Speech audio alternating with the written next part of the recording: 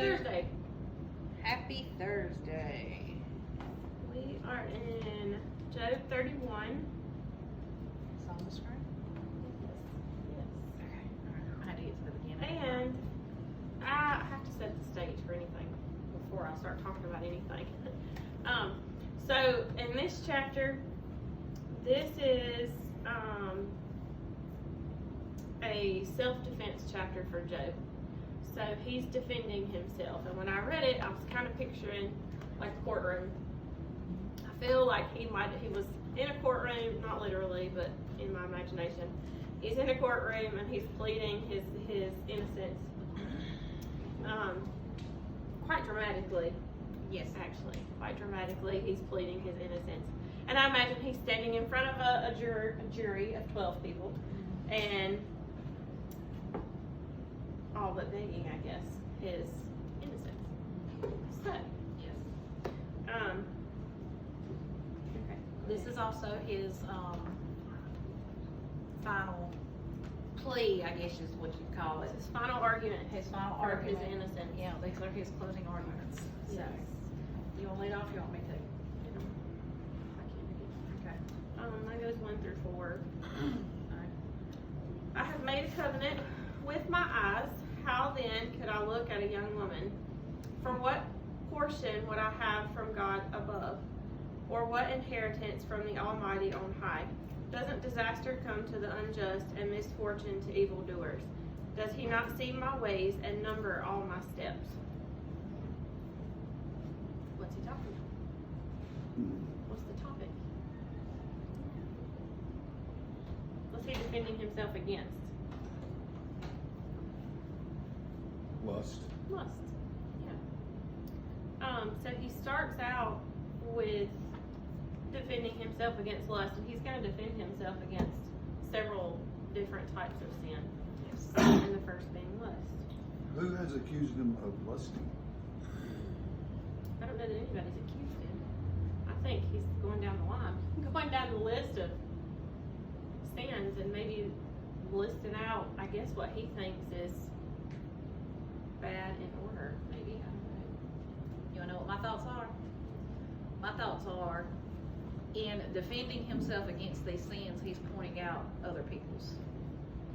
Ooh, could be. Cross-examinating without the other person. Well, I mean, if you try to defend yourself against something that somebody is saying to you, what's our normal inclination? Throw up your dirt too. I mean, I'm not saying that's what it is. That's just that's the conclusion I've drawn from it.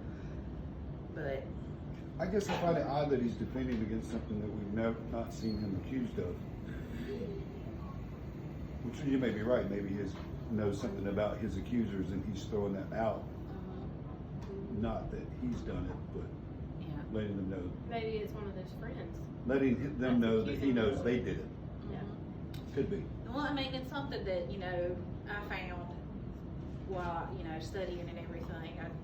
I used your guy, David Guzik's commentary. Thank you. I was going to say documentary, but that ain't it. Commentary.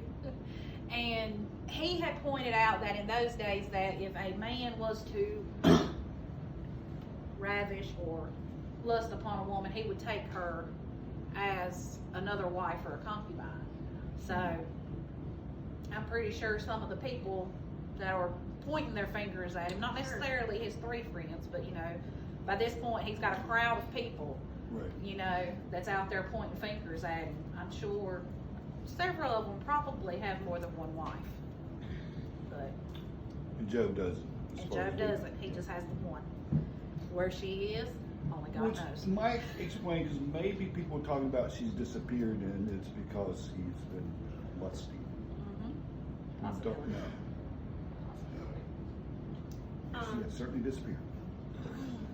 I found it interesting that some of the stuff he talks about, or a good bit of it, is the same topics that's covered in the Sermon on the Mount by Yes. Jesus. Ah, Yep. That was neat. Yep. He, That's he, interesting. he covers lust in Matthew, as well as some of the other stuff that Job's gonna defend defend himself against. There are, digging through this chapter and everything, there are a lot of references to things that Jesus has said. I noticed. So, And what I did find interesting was I have made a covenant with my eyes. I thought about this. I was like, what do you mean you made a covenant with your eyes? Was it a promise between you and your eyes? Or I wasn't sure how to take that. So in study on some of that, the eyes are the gateway, right, to a lot of stuff. It opens up, not really portals, but opens yourself up to certain things with whatever you fill it with. So if he promises not to use his eyes for lustful things, he doesn't look upon these young women, then he can't, right? right. So I thought that was an interesting choice of words. Well, not necessarily that he With doesn't, my eyes. not necessarily that he doesn't look upon, but the way that he looks upon. Right. Right. He doesn't use them in that way. Right. Right. Let's see. And something that I don't agree with, David had pointed out, Guzik, Yeah. not Randolph, Mhm. that, and I'm sure it was probably more so in their time than it is our time, but it was always directed towards men. Men, looked upon women with lust and everything like that. But even this day and time, women are guilty of it. I'm guilty of it. Anybody that knows me knows I love me some Jason Momoa. I was gonna say, Jason Momoa. I mean, She busted. Yes, you do. but yeah, they made several mentions in the commentaries and everything about men, but us women are guilty of it too. Yeah, so. this is a two-way street here. Exactly. It's a choice. Mm-hmm. Right. Yeah, absolutely. Right. And throughout this chapter, he uses a lot of if then. Mhm. If I did this, then this. If I really did this, then why not this? And I think the word choice is kind of interesting there. Yes. And I think if we ourselves, if we think about sinful behaviors and we're questioning whether or not we should do something, if we look at it in an if-then stance, Exactly. if I do this, then what happens? Right. If I do this or choose to do this, then am I gonna bring glory to God? Am I gonna cause any kind of destruction to anybody else or myself? So I like the way he words things in that if-then manner. Well, it's his way of cursing himself when he does it in that way. If I did this, then. Well, we'll get down to that in a couple of these. And I think in verse 4, starting in 3, doesn't disaster come to the unjust? Does he not see my ways? I kind of picture that he was probably pretty dramatic in that, and he's still trying to understand why this is happening to him, right? So I imagine he did that with some emotion there. Does he not see that I am a good person? And we know he's a good person, right? Because the beginning of the book shows you he's blameless.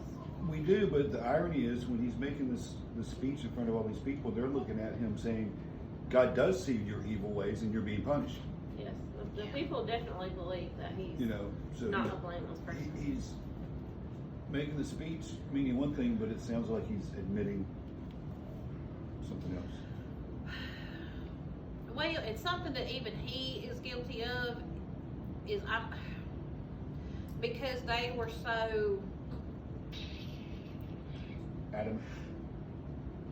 adamant, but they were so steeped into their tradition and everything, they don't want to see past what they know.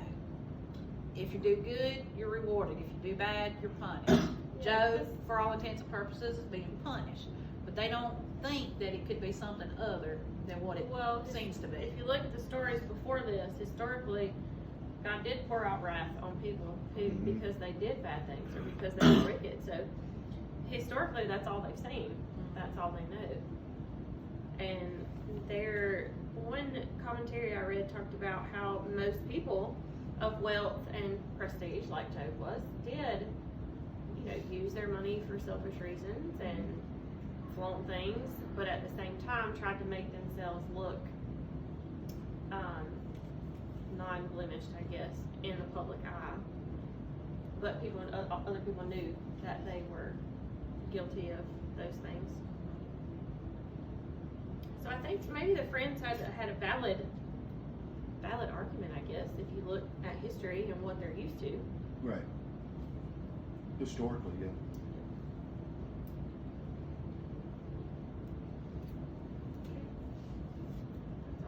That's all you got? Okay, alright. Let's see, so do you want me to do 5 and 6 or do? It doesn't matter. Go ahead. Okay, I'll go down to 8. And I'm reading out NLT. Have I lied to anyone or deceived anyone? Let God weigh me on the scales of justice, for he knows my integrity. If I have strayed from his pathway, or if my heart has lusted for what my eyes have seen, or if I am guilty of any other sin, then let someone else eat the crops I have planted. Let all that I have planted be uprooted. Okay, this is his first, I guess you could say, cursed against himself.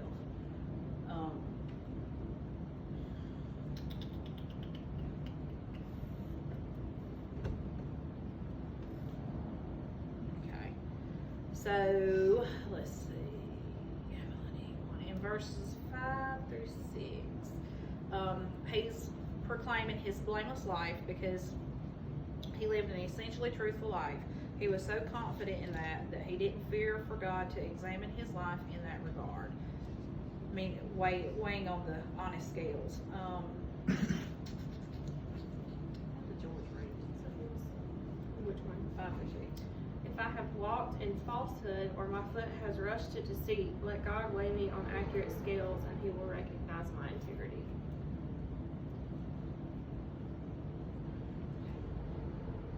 So he's defending himself against lying. That's how I take it. He's Yeah. saying I'm an honest person, essentially. And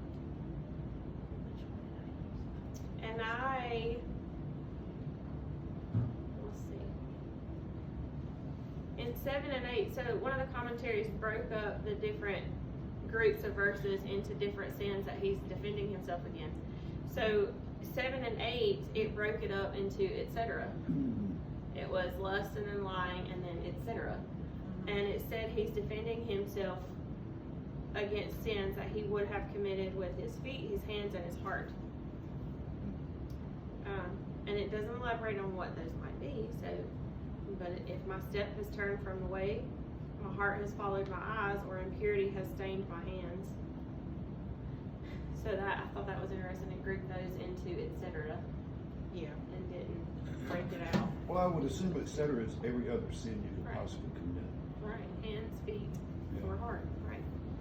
I think one purpose of this whole story of Job is, one, there's several, is to, it's kind of a, I'm not gonna say premonition, but because we currently have lots of Christians who judge people.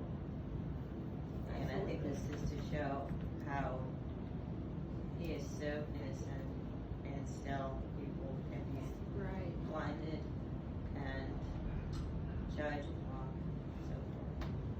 Well, the problem is we don't consider other possibilities. We do consider what we know. Right. Some people like to grab onto the negative and run with it. It's easier. Yep, it is. Thank you. I mean, we kind of have to think about this. If we were in their shoes, what would we believe? Right, and everything they've ever seen, like we said before, Yeah, all they've ever points seen to- is wicked and then wrath. All the evidence points to one conclusion, which is Job has committed a sin against God. Right. As far as they know, that's the only logical explanation. Explanation. So you kind of have to give them a lot of leeway on that. But at the same time, as Amanda likes to point out, these people know Job.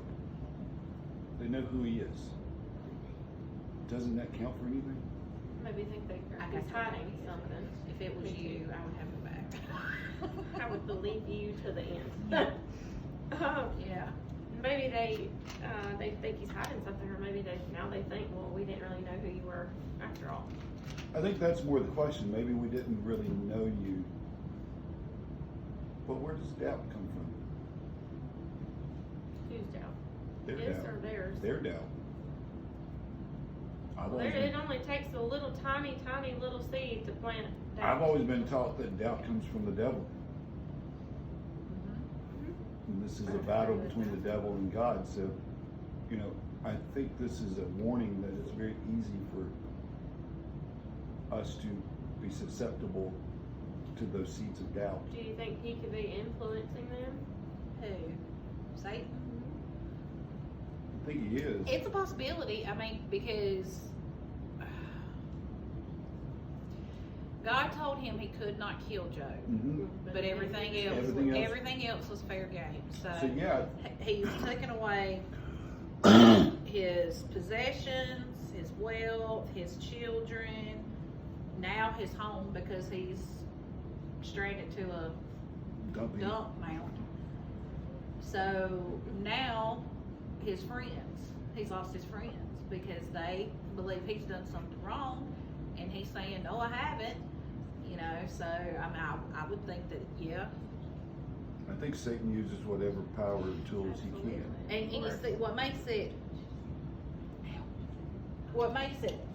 bad, and I kind of feel for them in this regard because I have felt this way myself.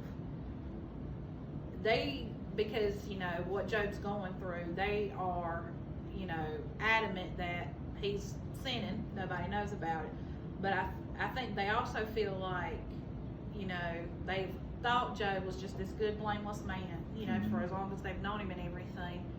But now he's going through all this. So how easy they've been deceived to think that Job was this blameless person, and he's not. So, I mean, I feel for him because, you know, somebody I thought was my friend, and I was trying to help him out, and then I find out later that it was all a lie, and, you know, and everything. So, Well, see, I mean, I've been in their shoes. That's where it gets even more complicated because it's not a lie. Right. right. The deception is their doubt of Job's character. Well, yeah. That's the true deception here. But Job's character really is That his blameless. character is blameless, but they're doubting his character. So they're still being deceived, not by Job, but by some force that they have no awareness of. How- Yeah, but in a sense, they feel like they're being deceived by Job. Right. Even though they're not, because what they know about Job is true, but they don't see it that way because of I can't imagine tradition. how truly confused Job was No doubt. to believe. Like we said, historically, the only time anybody's ever had that type of wrath poured out on them was because they were wicked. Right. And he knows himself, so he knows he's not done these things. Yeah, he's very confident right Very here much that he's sinless. So yeah, So I can't imagine how truly confused and frustrated. yes, I would be extremely frustrated at this point. yes, I'd be stomping my feet. I would. Yeah, I'd be yelling. Like Yeah, bring somebody's name. Aren't you listening to me? yeah. It's like the nightmare you can't wake up from. Mm-hmm. Right. And he said that in the last chapter where he talks about Because- even sleep, and you yeah. can't get away from it in his sleep. And when he wakes up, it's all still there. So, anything else on that? let's see, verses 7 and 8. He's directed these towards his friends. And David Guzik, well, I don't know if it was him or if it was one of the other commentaries from somebody that he puts on there, I can't remember. But he said that this was his way of telling his friends, do you think that I am trying to make out before God that I am what I have not been?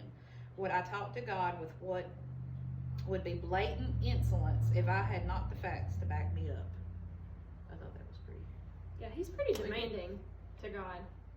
Well, I don't think- to all of them, really, to them and God, and he's just, bless his heart. Yeah. That's all I can say. He's struggling. He is. He is struggling. Okay. Alright, 9 through 12. My turn. Your turn. Your turn, Nicole. If my heart has gone astray over a woman, or I have lurked at my neighbor's door, let my own wife grind grain for another man, and let other men sleep with her. For that would be a disgrace. It would be an iniquity deserving punishment. For it is a fire that consumes down to Abaddon. It would destroy my entire harvest. Let's talk about there. Lusting will Went send you to from- hell. He went from lusting to adultery. Adultery. That's right. Adultery. So allowing yourself to lust will eventually lead into that adultery if you're not Yeah. disciplined. So, Did you say it said grind grain? Yes. so I kind of took this. I'm thinking now his wife might still be with him. Around somewhere, yeah. She's there somewhere. Because now he's kind of used her in this if then as part of the then. Right. If I've done this, then allow her to do this. What's yours say? Well, I was trying to figure out which translation I used to study. The NLT says wife serves. Yeah, When to I- let my wife serve another man, let other men sleep with her. I read a commentary about that grinding grain, that concubines Yeah. that would do that. That I guess they had concubines to do different acts of service Right. for, Yeah. for the men. They're So- basically maids Yeah. you slept with. So she would be a concubine. Pretty much what he's saying. Take her for a concubine if I've done that. Well, something that I kind of gathered from it too was, because the second part to that verse 10, it says, NLT says, let other men sleep with her. Mhm. It was almost like he was saying, that if he was guilty of adultery, then let another man take his wife, and she would basically be used as a sex slave Yep. for others. Yeah, And at this point, Prostitute. this is all he has left is his Right. wife. He has nothing Not else. necessarily a prostitute, because prostitutes got paid. Well, yeah, true. Yeah, because when I was studying, I was like, oh, he's just getting down to the nitty gritty, ain't he? Mhm. Well, he does make a very good argument of the severity of lusting. Mhm. Because NLT says, for lust is a shameful sin, a crime that must be punished. We don't think of lusting quite in those terms. As Amanda says, we lust all the time. Oh, yeah. And not just over people, we lust over Things. Food. cars, food, Yeah. all motorcycles, you name it, Yes. new Apple iPhones or whatever. We lust a lot. When Terry watches this, LS Motors. Right. But Job's saying that lust is a shameful sin. We've just in our society pretty much become nonchalant about it. Because in our society, We do. You're right. Absolutely. we don't like to look at it as lust. We look at it as And admiration. love Think and about admiration. how they sell things. I was about to say, keeping up Models. with economics. How they sell things like commercials and stuff. They use Sex beautiful sales. people. Oh, You're yeah. right. Well, even just the commercials in themselves make you long to have that burger or that phone or that car. It's got lust built into it. It's like manipulating you to lust after it. Yeah, because I've never got a Big Mac look like the I one on haven't TV. either. That's Never because once. it's not real Big Macs. It's fake. I know what the fake ones, they look better. We know it's fake, but still, I'm waiting to open it up one day and it just be like, whoa. I'm just wondering why we've diminished the shamefulness of lust. And Because it doesn't profit. Sex sales. in verse 9, he says, if my heart has gone astray over a woman, or I have lurked at my neighbor's door. I think that is showing that it's a choice.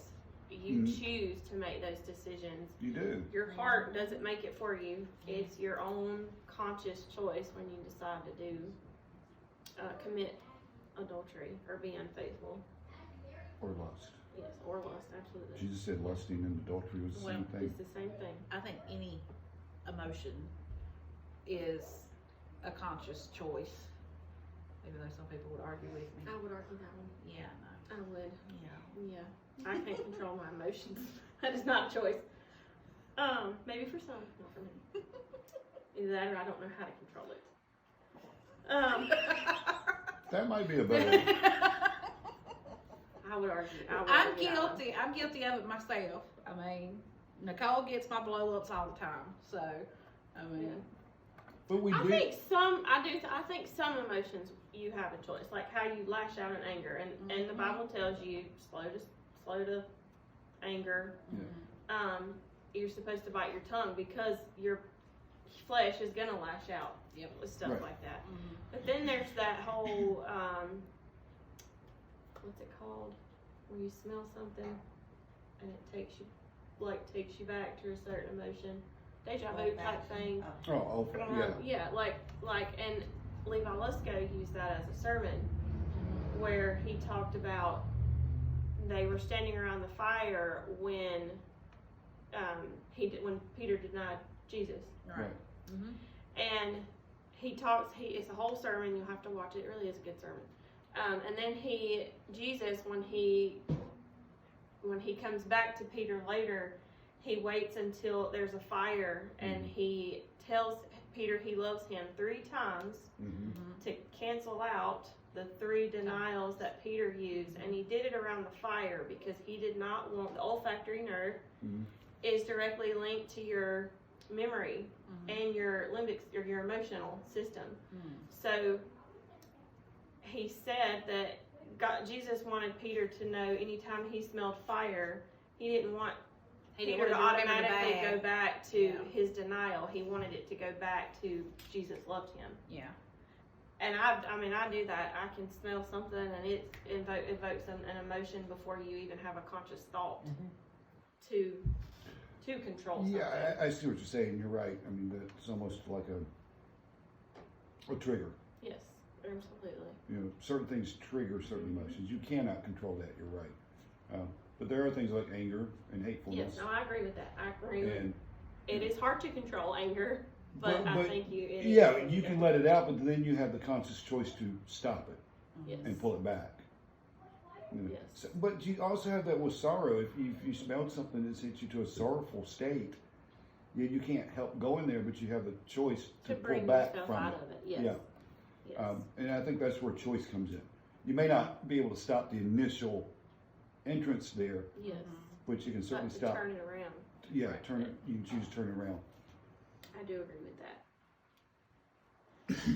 I like verse 12, where it says, mine says, for it is a fire that consumes down to Abaddon, it would destroy my entire harvest. What does yours say? It is a fire that burns all the way to hell. It would wipe out everything I own. So he's talking about the effects of adultery, of Right. being unfaithful, really how destructive it is, not just to him, not just to his wife, but anybody that took part in that. It would destroy all of that. So Well, I mean, thought that was. Yeah, it's a ripple effect, really. Mm-hmm. Well, when you think about it, most marriages that fall apart from adultery fall Mhm. apart. Oh yeah. Oh yeah. You have nothing left when you're done.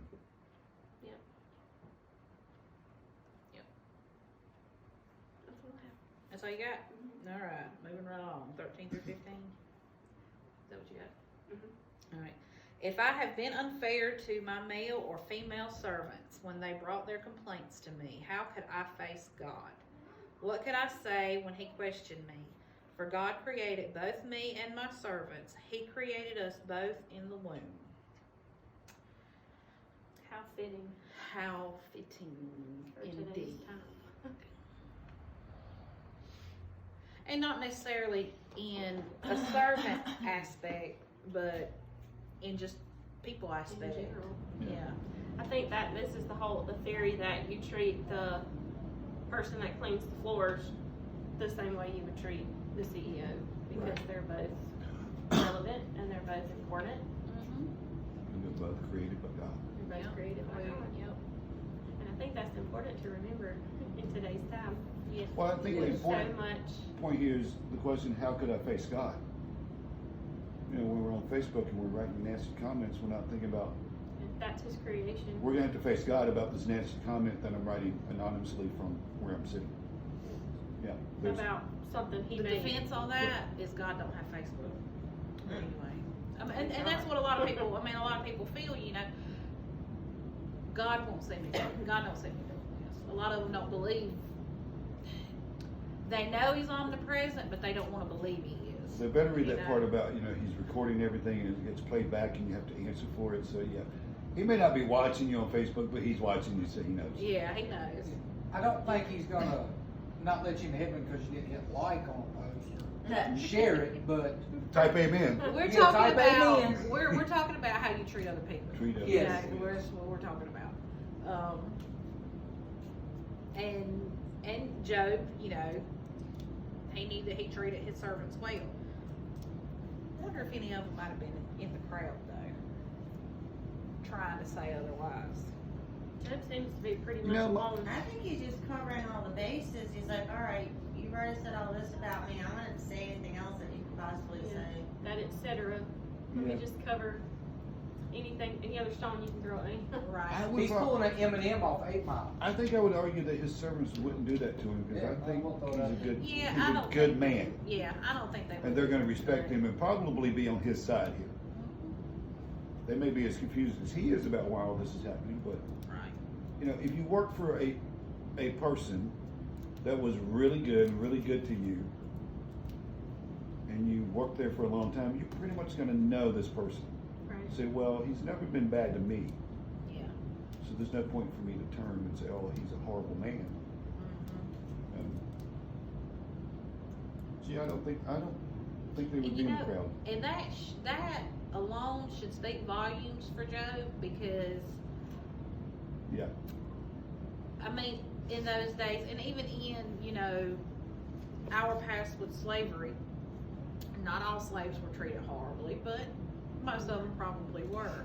So, if his servants aren't standing there pointing fingers, not telling them, you're a terrible man, then, Yeah. Yeah, that should count for something. that should count for something. I'd like to know how many he had. He was a rich man, so Or probably many quite a were few. How many Yeah. people were had his back? I'm sure he probably had a good bit, because, Warren Wiersbe. Wiersbe. Yeah. I read through his commentary at lunch, and he classified Job as a sheik. So Yeah, that's a pretty big landholder. oh yeah, Okay. Anything else? that's all I got. Alright, 16 through 23? Yep. If I have refused the wishes of the poor, or let the widow's eyes go blind, if I have eaten my crumbs alone, without letting the fatherless eat any of it, for from my youth I raised him as his father, and since the day I was born I guided the widow. If I have seen anyone dying for lack of clothing, or a needy person without a cloak, if he did not bless me while warming himself with the fleece from my sheep, if I ever cast my vote against a fatherless child, when I saw that I had support in the city gate, then let my shoulder blade fall from my back, and my arm be pulled from its socket. For disaster from God terrifies me, and because of his majesty I could not do these things.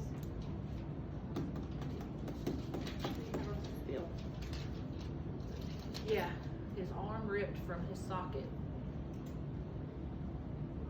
That sounds painful. It sounds Pretty very graphic. painful. Pretty graphic. You ladies are right. This really does sound like the words of Jesus. Yes. Mhm. The Everything Sermon on the Mount is he's very defended himself parallel. to are the same things Jesus said we, as his followers, need to do. Right. So Job would be the poster child for Christianity long before Christianity ever existed.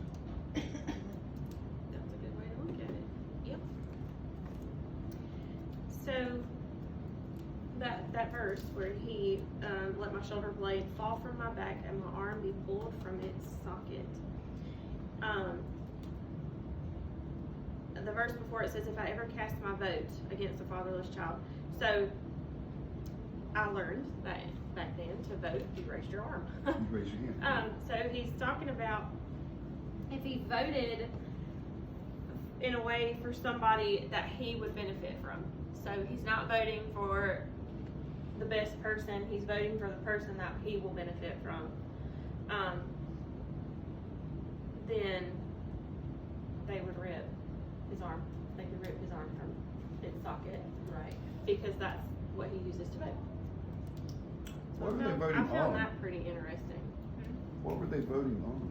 I know that, I don't know. Because the NLT says if I raise my hand against an orphan, knowing the judges would take my side. So is that like witnessing against the orphan, maybe? Like swearing, you know, like we swear in the Bible, take an oath? Is that what he's talking about? Or is he some type of judge that we don't know about? Maybe he is. One of the commentaries I read referenced that orphan person as a powerless person. Right. I think they're saying that if he voted unfairly, unjustly, let his arm be ripped out Right. in the socket.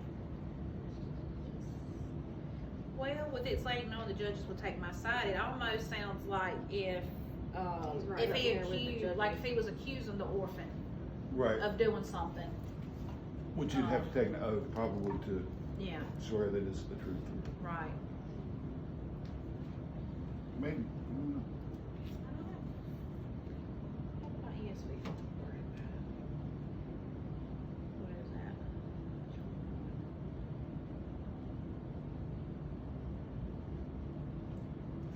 If I raise my hand against the fatherless because I saw my help in the gate.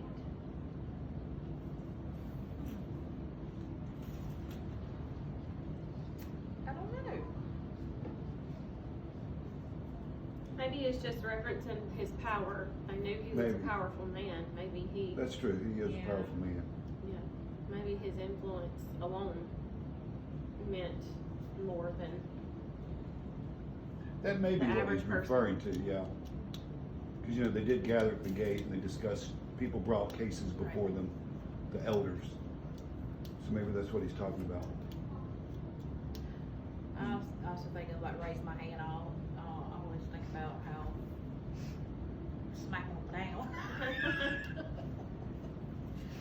So maybe one ring got in his way or something. I don't know.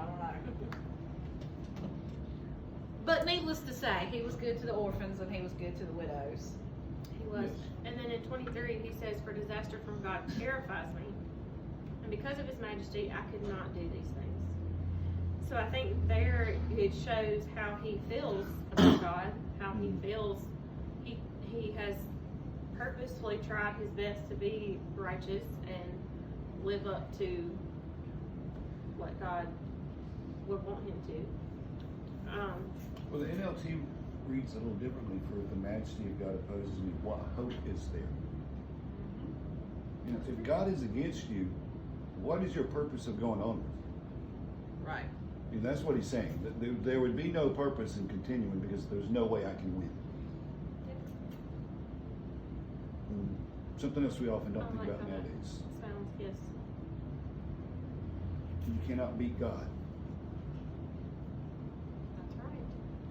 so why are you trying?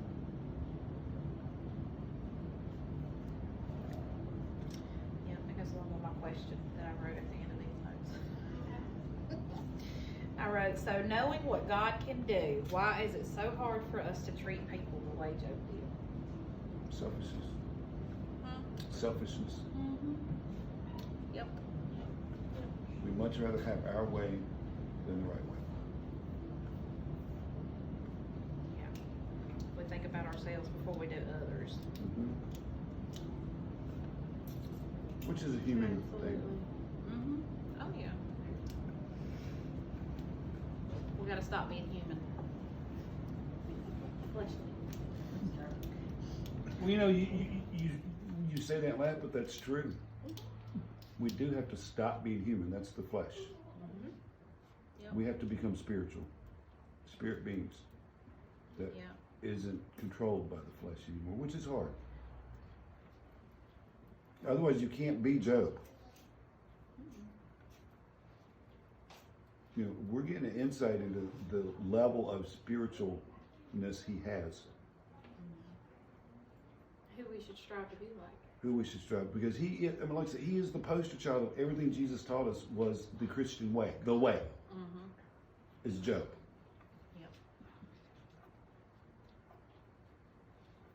I agree. So he's way up there.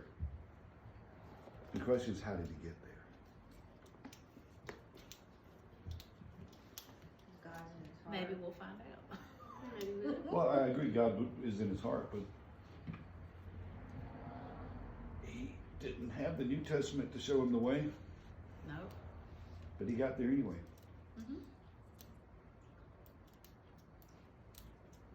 Right. No, sure. Oh, so we got 11 more chapters to go. Maybe it'll give us an insight. by Maybe the it end. will. How he became Job. Did you have anything else to add? Okay. All right. 24 through 28, right? Have I put my trust in money or felt secure because of my gold? Have I gloated about my wealth and all that I own? Have I looked at the sun shining in the skies or the moon walking down its silver pathway and been secretly enticed in my heart to throw kisses at them in worship? If so, I should be punished by the judges, for it would mean I had denied the God of heaven. That makes me think of blowing kisses, because that was my first thought when I was reading this section. I was like, are we not supposed to blow kisses at people? Well, I read that kissing someone's hand was a form of. I don't think that was a form of idolatry, but it showed that you, You were interested? kind of idolized them. It's probably why they did cheeks back then and not. Yeah, well, Guzik had pointed out that like a lot of people who did the sun worship and everything, because they couldn't physically touch it, that's how they would pay homage to them, is they blow them a kiss. They kiss their hand and The sun gods mhm, and the moon. Sun yes, and the moon. I think The it's celestial also beings. talking about like basically kissing their tail so they liked him. No, seriously. You know, throwing kisses at them in worship, so to try to, have them like him for that versus his true character. I just find it funny that he goes from philosophical to poetic. He did. He kind of. We asked a philosophical Yeah. question, and he went poetic on us, talking about the moon, sun shining in the skies, the moon walking down its silver pathway. Yeah. He's very poetic at times. He is. He is, and then I actually had told Nicole that when we started doing this together, I was like, it's poetry. I think I that can't get nothing from poetry. I think that I love poetry. I think that shows how educated he probably was. Yeah. I He's think a it very shows smart that- man And I like- intuitive. I like poetry, but I don't like trying to translate poetry. That was my favorite part of English. The literary meaning behind it. Give me a movie to go with it any day of the week. Well, we also have to remember Job probably did not write this book. Right. Someone That's true. else Somebody's did. watching. Yeah, Right. someone's recording his life. So I don't know if he was poetic, but But if he Whoever's was writing saying it is these poetic. things, if he was voicing this and they were transcribing, right. then it would show he was poetic. Yeah, very possibly. Yeah. Because I do think he was probably a very educated man since he was so powerful. He didn't get there. I Yeah. think it shows that he has a deeper way of thinking. Yes. No, I would agree with that. He does have a deeper way of thinking. Yes. Very much so. And yet he still can't arrive to the obvious. The obvious to us. Yes. It's only obvious to us because we know what's going on. Yeah. We had a prologue telling us what's going on. I Take the read prologue about- off and you'd be like, what in the world's happening here? Well, okay, think about it like this. When David's normally up there, Randolph, Yeah. he'll ask a question and we just sit there and stare at him because it's so blatant obvious we don't understand it. Yeah. Yeah. It's true. You gotta do. It stumps us. We're like, huh? Huh? What do you mean? That deer in the headlight look. I Rabbit? stare at you blankly because you use a different side of your brain than me. So what's obvious to me may not be obvious what's obvious to you. Well, exactly. So That's why it takes more than that's one. why I don't answer your questions, because I know my answer is probably going to be over here and your answer is going to be over here. And they might both be right. That's why you should answer. Yeah, exactly. Because you may both be right, or you may find that Right. somewhere in the middle is right. If his friends have been open to his questions and his beliefs, They may have all found the middle ground of, wait a minute, we're being tested here. Mhm. But because it's adamant, I'm not guilty, you are guilty, there's no commonness. That's the stubbornness of men. And women, So he talks about He the hasn't sun spoke to a worship. woman yet. He talks about the sun and the moon worship, mhm, and that's a natural something God created, obviously, right? right, So that's they're worshiping the gift versus the giver. And how often does that happen? Mm. Today, right? Most of the time. when does it not happen? Right. You worship the gift and not the giver. Even in situations at like birthdays or Christmas, or you get a gift from somebody Mhm. and you're so enticed with that gift, do you really thank the person more than you're appreciative of the gift? Yeah. And yeah, I interpreted that whole section wrong. My head was somewhere else. It's definitely idolatry kind of stuff. Oh, it's definitely adultery. Mm-hmm. Definitely. Okay. Anything else? Well, let's rewind a little bit. We got a little sidetracked with the whole sun worshiping and everything. 24 and 25 is Money. yes, about money and how a lot of the wealthy people back in those days put a lot of trust and confidence in their money instead of into God and everything. In that day? Yeah, I was about to say, hold up. I'm saying this from Job's point of view. Oh, okay, okay. No, we do have that a lot today. I don't think that changed any. No, it didn't change any. In fact, it's gotten worse. Yes, it might be worse. But that was what Job was trying to point out, that, you know, his confidence was, his trust and faith and confidence was in God, not in his wealth and his possessions. Isn't it interesting though that we are in the same boat Job is? Yes, And this is like 33,000 years later. yes, History is definitely You know, repeating itself. We haven't changed as a people no. because he's saying, you know, Mhm. money worship, very common in his day. Still is. Mhm. Just find that ironic.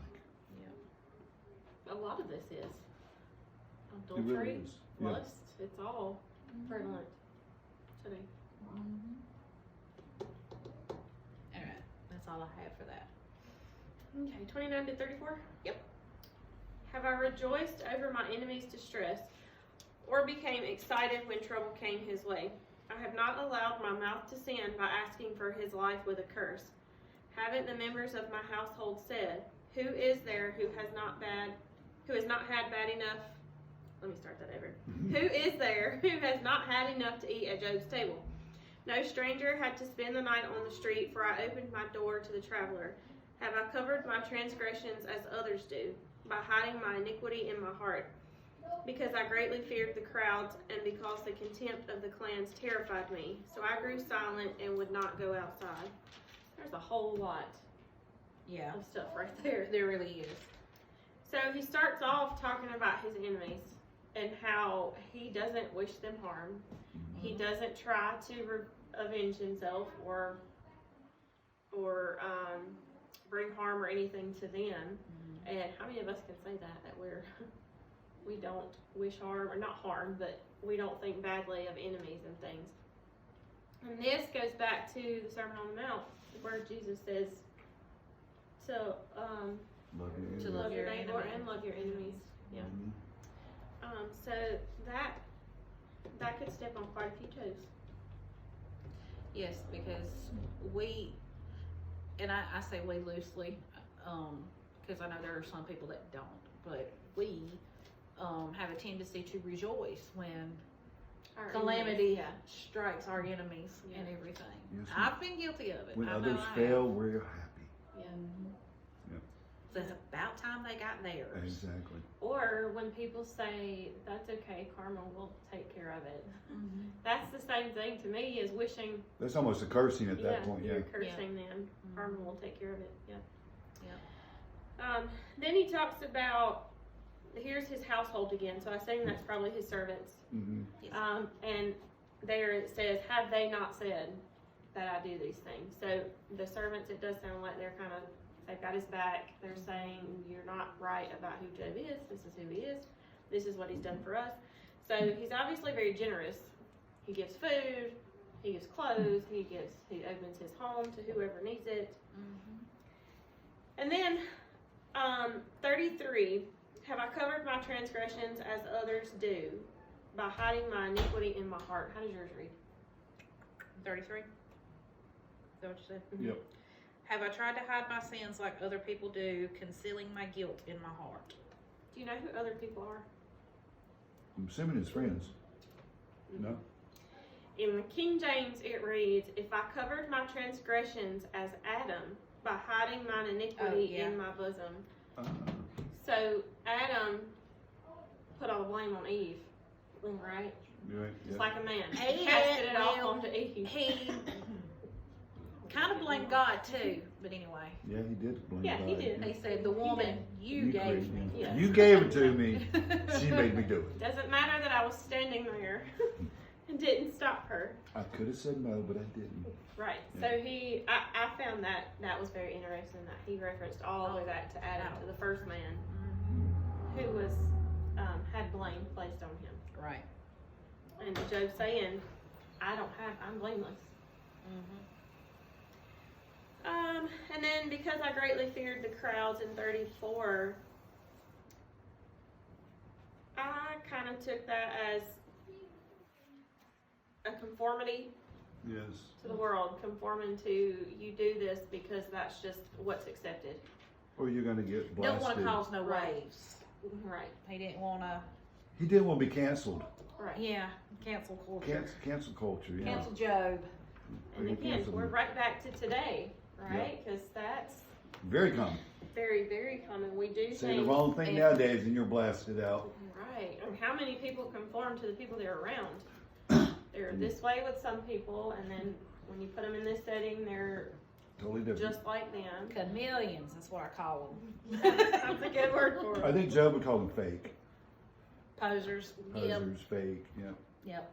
Chameleons, fake, posers. Those are all similar. Yep. If you ask me, but anyway. I don't fully understand his last statement though, so I kept quiet and stayed indoors. The Rona. No, he's saying, have I feared the crowd or the contempt of the masses, so that I kept quiet and stayed indoors? He's saying that he actually spoke up for things, he Oh, was not okay. afraid to Yeah. lose favor by saying let's, I guess, right? okay. Yes. Because That's how I think it. Because. keeping quiet about something that's wrong is just It's as just bad as as agreeing with what's wrong. Okay, Amen. gotcha. Makes sense. Kind of like a live omission is still a lie. True. That's all I have for that one. That's all you got? Alright, what's next? 35 through 37? Yep, okay. If only someone would listen to me. Look, I will sign my name to my defense. Let the Almighty answer me. Let my accuser write out the charges against me. I would face the accusation proudly. I would wear it like a crown. For I would tell him exactly what I have done. I would come before him like a prince. I'm actually glad that ended up being mine. Okay, so this is where Job is demanding an audience with God, whom he is calling his accuser. Even though we know it's wrong, God's not the accuser, Satan is. Because Satan's the one who is causing all this on Job and everything. Sorry, I said it and everything again, David. I didn't Okay. say anything about the last 20 times you said it, so. Well, that's because it actually consciously registered to me that I said it. But anyway, I say stuff and don't consciously realize I say it. So anyway. That's That's right. Yeah. Okay, so verse 35. Look, I will sign my name to my defense. Okay. In the old Hebrew, let's see, hang on a minute, let me find it on here. Okay. In the old Hebrew where it said, hang on a minute, I said that wrong. What's your translation say? here's my signature. Let the Almighty answer me. King James calls it.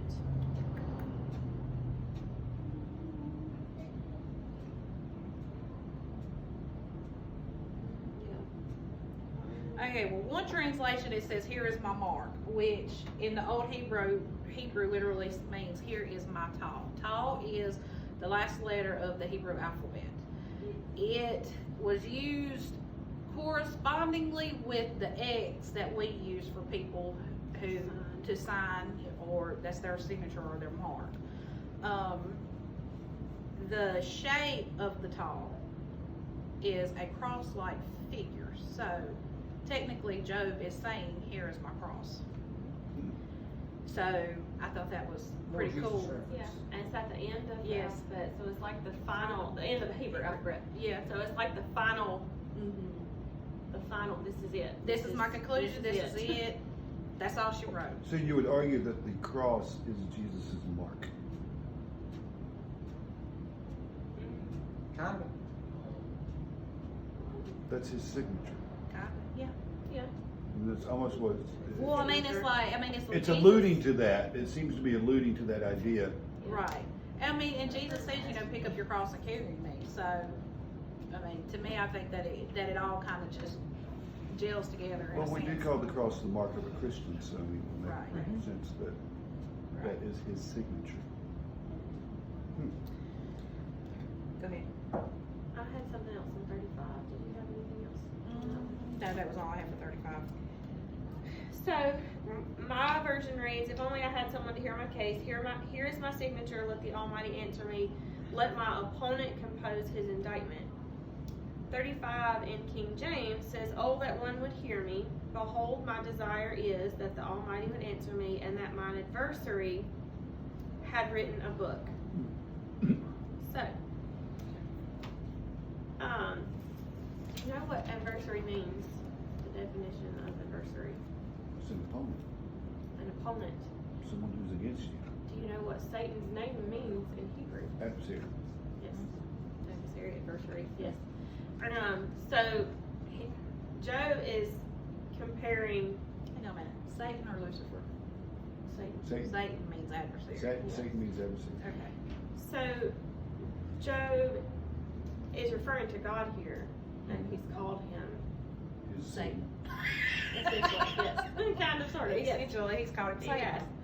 So that was kind of, Well, I think that goes back to the idea that back then they didn't really have this concept of the devil as we do. So that God was both the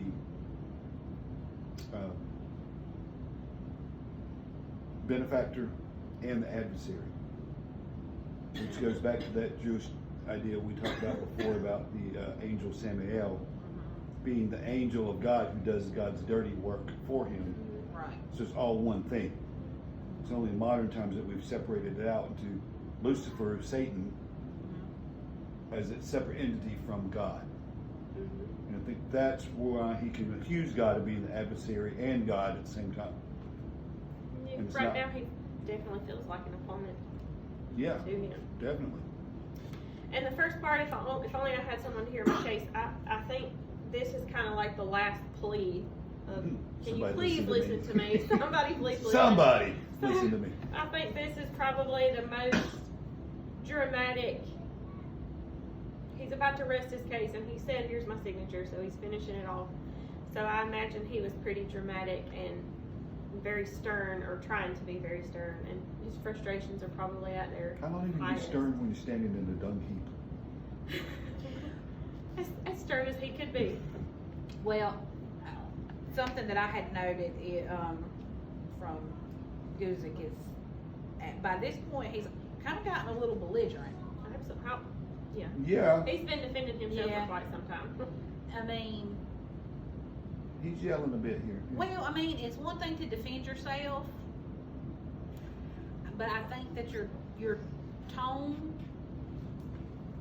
has a lot to do with it too. And him being, by this point, so belligerent with God,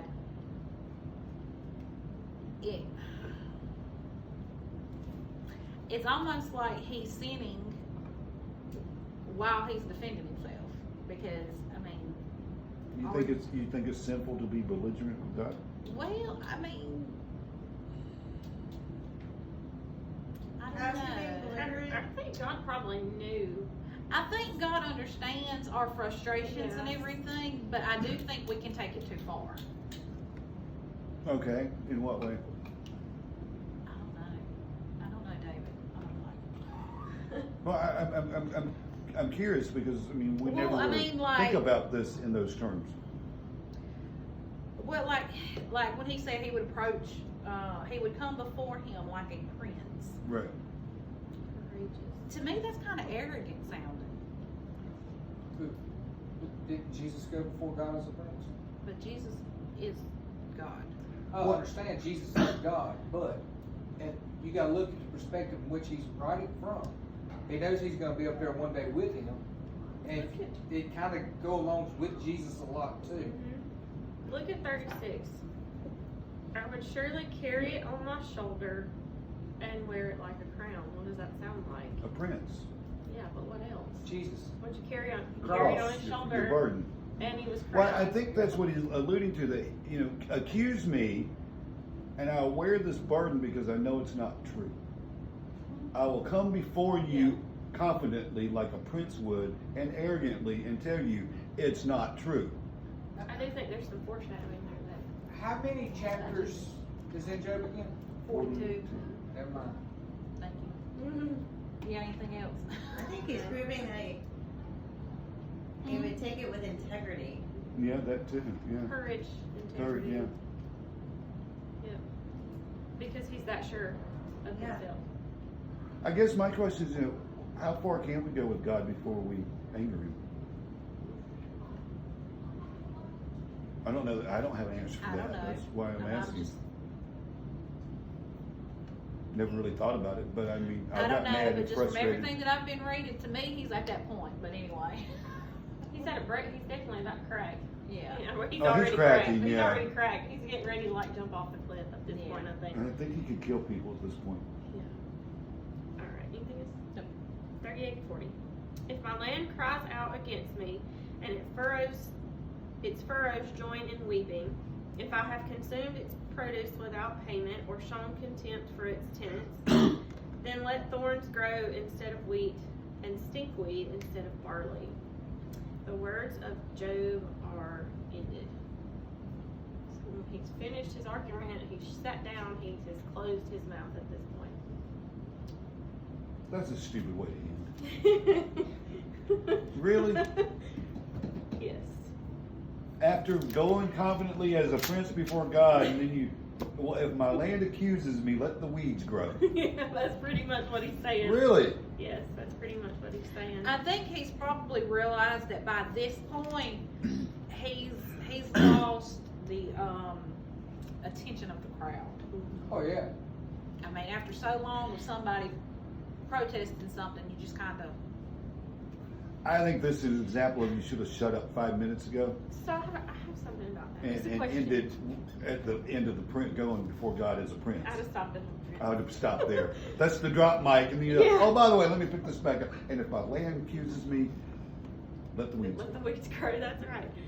So it says the words of Job are concluded, and then it goes into someone else's in 32. You have another person talking for several more chapters right before Yeah, God, you God look- answers.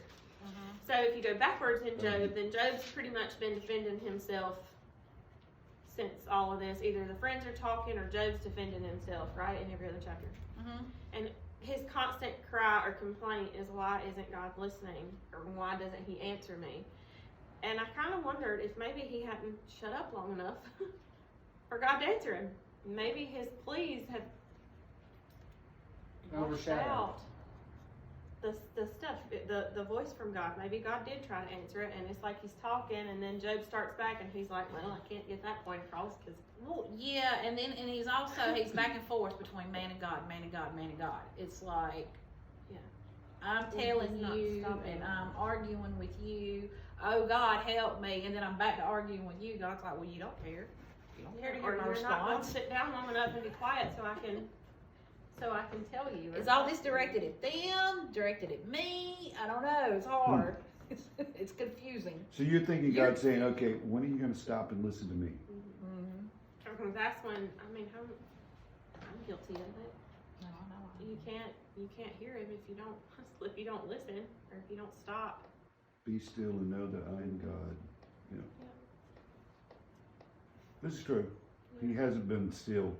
No, Other This than- might be his next, Hmm? if this could be his next thing, I mean, he's basically tried to think of everything possible, and now maybe he's trying being still, or just is. Yeah, he has nothing else to say. I think he's so frustrated at this point. Like maybe he's about to give in and just say whatever, just do whatever with me. Oh, the false confession. Yeah. I did it. Yeah, I did it. Just do what you're gonna do and get it over with. I'm tired of it. Burn me at the stake. You know, that kind of thing. Yeah. I don't think he'd get to that point. I don't think Joe would get to Kind that of like point. at that point before. I think he has to listen for God. He does have Well, to. yeah, stop he and is gonna listen. have to stop and listen. I mean, cause we're all guilty of that. We don't stop and listen, but I don't think he's ever gonna falsely admit to anything. I mean, we've No. seen in the past 30 chapters that he's adamant about his innocence, so. Well, I would be too, though. Oh yeah, me too. If I knew I didn't do it, don't accuse me. You will make me mad. And he's obviously, He's mad. he's very mad. Mentally and physically. That was my ending question. Is God trying to say something, And Joe just, and Joe just not being quiet long enough to hear it? Well,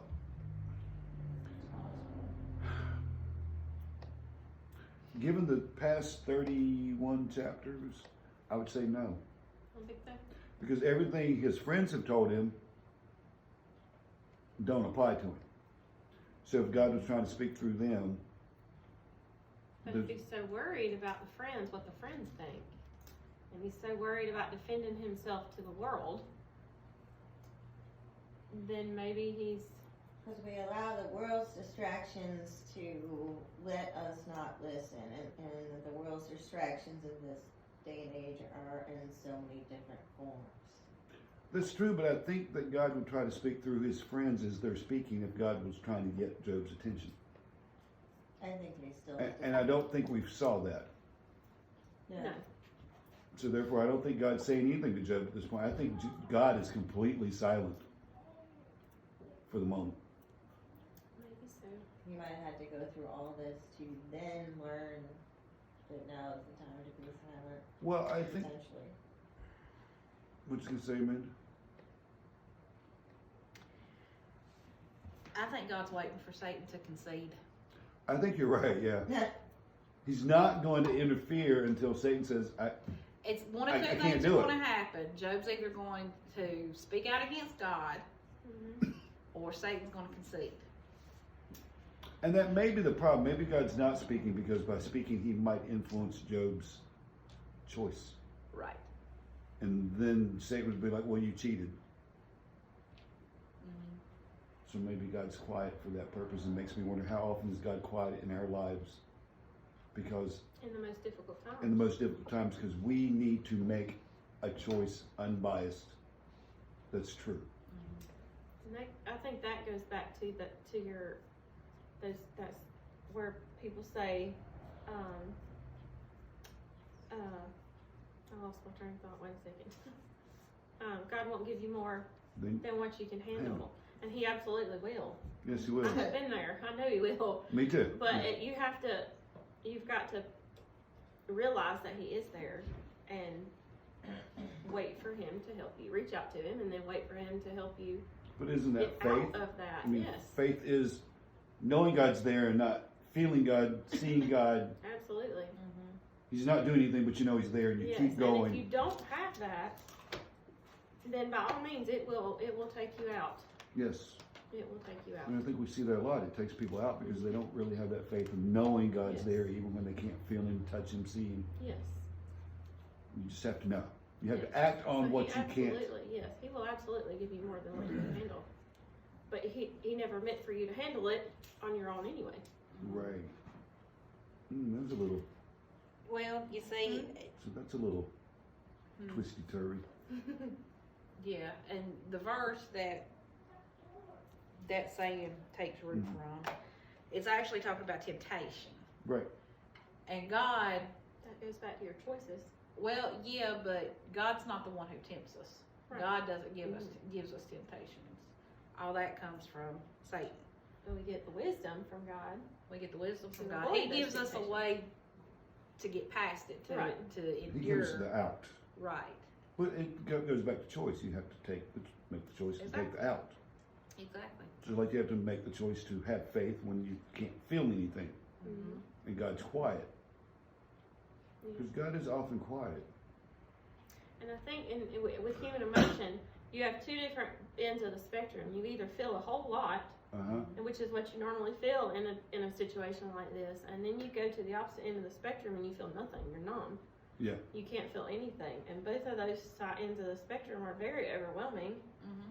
And if you don't have something in the middle that you can cling to, then it would destroy you. Mm-hmm. So That it would. that's it. That's all I have. That's all I got. That was a lot. That was a lot. I That told was- you that. Is it I 2 told you hours? I haven't looked at the clock yet. Not quite. Almost. Almost. Almost. Well, no, because we didn't get started till almost 7:30, so it's a little over an hour. Okay. Anything else? Anybody else? No. Not that I can think of. Anybody want to pray? Nope. Okay. I'll do it. Dear God, thank you for this day and all your many blessings on us. Thank you for this full chapter tonight and filling our minds and our hearts with your word. I pray that each of us can take something from this and apply it to our life and maybe chew on it a little bit longer and hear what else you're trying to say to us, because I do think you're trying to tell us quite a bit of things through this that we can use. I pray for all of those who are on the prayer list. You know each and every one of their needs. I pray for those who aren't here, that you'll be with them. And I pray that you'll bring everyone back on Sunday. And I pray that everyone has a good and safe weekend. In Jesus' name, amen. Amen. See you next time. Adios.